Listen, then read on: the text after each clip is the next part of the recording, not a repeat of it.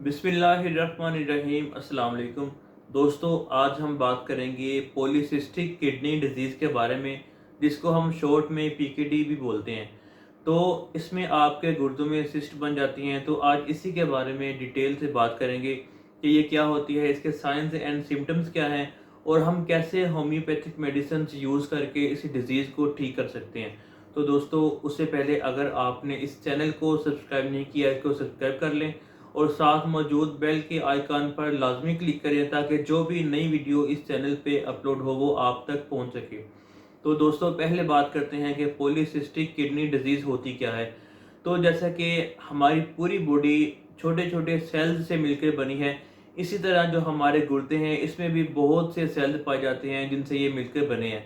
तो जो हमारे गुर्दों में सेल्स पाए जाते हैं इनको हम बोलते हैं नेफ्रॉन्स सेल्स। तो दोस्तों, नेफ्रॉन सेल्स का हमारे गुर्दों में बहुत ज़्यादा इम्पोर्टेंट रोल है। ये काम क्या करते हैं कि हम जो खाना खाते हैं, कुछ भी खाते पीते हैं जो हमारी बॉडी में जाता है, तो दोस्तों इस ये खाना डाइजेस्ट होता है तो इसमें जो गैर ज़रूरी मटेरियल्स होते हैं यानी जो वेस्ट मटेरियल्स होते हैं, नेफ्रॉन सेल्स इन वेस्ट मटेरियल्स को अलग करके हमारी बॉडी से बाहर निकालते हैं। तो जैसे कि हमने कुछ भी खाया पिया, तो जब वो डाइजेस्ट होता है, डाइजेस्ट होने के बाद वो हमारे ब्लड में शामिल होता है। तो ये जो नेफ्रॉन सेल्स हैं इनमें दोस्तों एक छलनी सी लगी होती है। तो वो इन छलनी के ज़रिए से इन वेस्ट मटेरियल्स को बाहर निकाल कर इसमें पानी मिलाकर यूरिन के ज़रिए से इन वेस्ट मटेरियल्स को बाहर निकाल लेते हैं। तो ये नेफ्रॉन सेल का रोल है। तो जब किसी भी वजह से ये जो नेफ्रॉन सेल हैं जो कि हमारी किडनीज में मौजूद होते हैं, इनमें कोई तब्दीली आती है, इनकी बनावट चेंज होती है, तो इनकी बनावट चेंज होकर इसकी जगह पे सिस्ट बन जाती हैं। सिस्ट क्या होती हैं? ये पानी की छोटी छोटी थैलियाँ होती हैं जिनके अंदर पानी इकट्ठा होता है।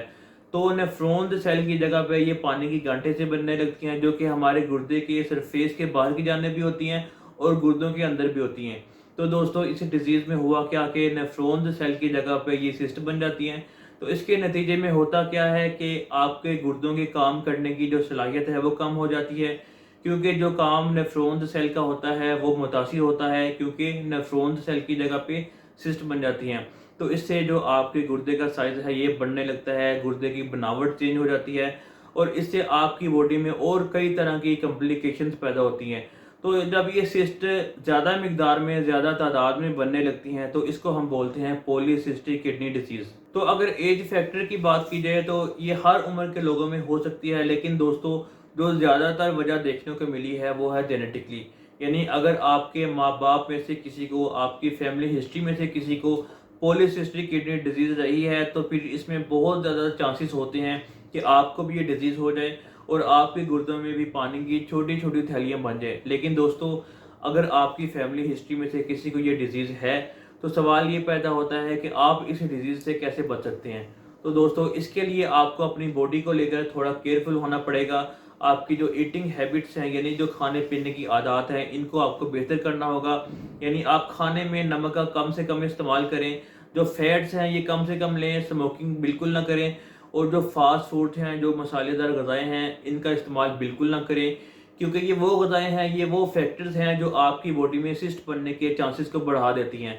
और इसके साथ साथ आप अपने ब्लड प्रेशर का ख़ास तौर पे ख्याल रखें, क्योंकि जो हाई ब्लड प्रेशर होता है इससे भी आपको ये डिजीज़ हो सकती है। और अपने गुर्दों का अल्ट्रासाउंड भी करवाते रहें ताकि आपको गुर्दों की जो कंडीशन है वो पता चलती रहे और अगर आपको ये डिजीज़ हो भी जाए तो आप शुरू में ही इसका ट्रीटमेंट करवा सकते हैं। और दोस्तों, इसके अलावा जो किडनी रिलेटेड दूसरे टेस्ट होते हैं यानी किडनी फंक्शन टेस्ट होते हैं वो भी करवाते रहें ताकि आपको पता हो कि आपके गुर्दे प्रॉपर वर्क कर रहे हैं या नहीं। और इसके अलावा ख़ास तौर पे आपको मोटापे से बचना चाहिए। तो दोस्तों, ये कुछ एहतियाती तदाबीर हैं जिनको अपनाकर आप इस डिज़ीज़ से बच सकते हैं। तो अगर आपको ये डिज़ीज़ हो भी जाए तो आप शुरू में ही इसका प्रॉपर ट्रीटमेंट करवा कर इससे जो मज़ीद कॉम्प्लिकेशंस पैदा होती हैं उससे आप बच सकते हैं। और अब बात करते हैं कि अगर आपको पॉलीसिस्टिक किडनी डिजीज़ हो गई है तो फिर इसके नतीजे में आपको आपकी बॉडी के अंदर किस तरह की इलामात, किस तरह के सिम्टम्स देखने को मिलेंगे। तो दोस्तों, इसमें सबसे पहले आपको डल एकिंग पेन महसूस हो सकती है गुर्दे के मकाम पर या गुर्दे के साइड पे या पीछे कमर की साइड पे गुर्दे के मकाम पर आपको अजीब इरिटेशन वाली पेन महसूस हो सकती है। और इसके साथ साथ फिर आपको यूरिन में कई तरह की चेंजेस देखने को मिलेंगी, जैसा कि यूरिन की जो फ्रीक्वेंसी है ये ज़्यादा हो सकती है, आपको यूरिन के ज़रिए से ब्लड आ सकता है और फिर आपको जब आप यूरिन पास करेंगे तो आपको यूरिन करने के लिए बहुत ज़्यादा ज़ोर लगाना पड़ेगा, और फिर इसके साथ साथ फिर आपको बुखार यानी फीवर भी हो सकता है, आपका बीपी भी ज़्यादा हो सकता है, और आपको यूरिन में बहुत ज़्यादा अजीब तरह की स्मेल महसूस होगी, और आपको बॉडी में सूजन यानी एडिमा भी हो सकता है। तो दोस्तों, जब आपकी बॉडी में पॉलीसिस्टिक किडनी डिजीज़ होती है तो फिर इसकी वजह से आपकी बॉडी में और कई तरह की कॉम्प्लिकेशंस पैदा होती हैं। यानी अगर आपकी बॉडी में सिस्ट बन रही हैं तो इसके साथ फिर आप लिवर भी आपका अफेक्ट हो सकता है, आपके लिवर में भी ये सिस्ट बन सकती हैं।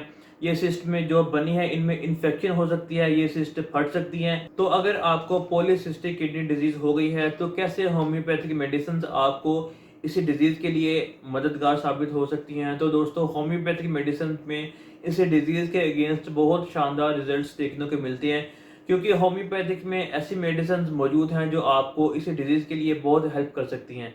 तो दोस्तों, इसमें जो सबसे पहले मेडिसिन आती है वो है एपिस मेलिफिका।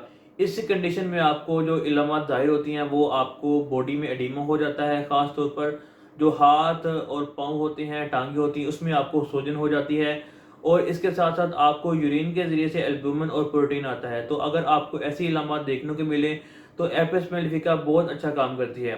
और जो दूसरे नंबर पे मेडिसिन है वो है आर्सेनिक एल्बम। तो इसमें आपको यूरिन बहुत गाढ़ा आता है और बहुत कम मिकदार में आता है, और बेचैनी बहुत ज़्यादा होती है। तो अगर आपको यूरिन गाढ़ा आ रहा है, बहुत कम मिकदार में आ रहा है, और इसके साथ साथ फिर आपको बेचैनी होती है, तो आर्सेनिक एल्बम बहुत अच्छा काम करती है। और इसके बाद जो मेडिसिन है वो है कैंथेरस। तो दोस्तों, अगर आपको यूरिन पास करते वक्त पहले या यूरिन पास करने के बाद आपको बर्निंग पेन होती है, जलन होती है, दर्द होती है, तो दोस्तों इन इलामात में कैंथेरस बहुत अच्छा काम करती है। तो इसके अलावा जो चौथी मेडिसिन है वो है लाइकोपोडियम। दोस्तों, किडनी से रिलेटेड डिजीज़ में लाइकोपोडियम बहुत अच्छा काम करती है, या रीनल स्टोन्स में बहुत अच्छा काम करती है। ख़ास तौर पे अगर ये प्रॉब्लम्स राइट साइडेड हो, यानी अगर आपको किडनी सिस्ट हो गई है या रीनल स्टोन है, तो अगर ये राइट साइडेड हैं तो दोस्तों ये मेडिसिन जो लाइकोपोडियम है ये बहुत अच्छा काम करती है। तो दोस्तों, ये कुछ मेडिसिन थे जो आपको पॉलीसिस्टिक किडनी डिजीज़ में बहुत हेल्प कर सकती हैं। लेकिन दोस्तों, याद रखें कि ये मेडिसिन आप हमेशा अपने होम्योपैथिक डॉक्टर की गाइडेंस में यूज़ करें, क्योंकि हो सकता है कि जब आप अपने होम्योपैथिक डॉक्टर को चेक करवाते हैं, अपना मुकम्मल चेकअप करवाते हैं, तो हो सकता है कि आपको इसके साथ साथ या इसके अलावा कुछ और मेडिसिन भी सजेस्ट की जाए, क्योंकि बेस्ट ट्रीटमेंट वही होता है जो आप अपने होम्योपैथी डॉक्टर की गाइडेंस में लेते हैं। तो दोस्तों, उम्मीद है कि अब आपको समझ आ गया होगा कि पॉलीसिस्टिक किडनी डिजीज़ क्या होती है, इसकी अलामात क्या हैं, इसकी वजूहात क्या हैं, और हम कैसे होम्योपैथिक मेडिसिन यूज़ करके इस डिजीज़ से बच सकते हैं। तो दोस्तों, मिलते हैं किसी नेक्स्ट वीडियो में, तब तक के लिए अल्लाह हाफ़िज़।